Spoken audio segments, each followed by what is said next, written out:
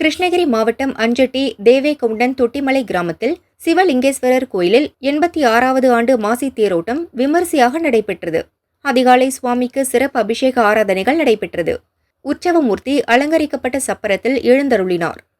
ஏராளமான பக்தர்கள் திருத்தேரின் வடம் பிடித்து இழுத்து சுவாமி தரிசனம் செய்தனர்.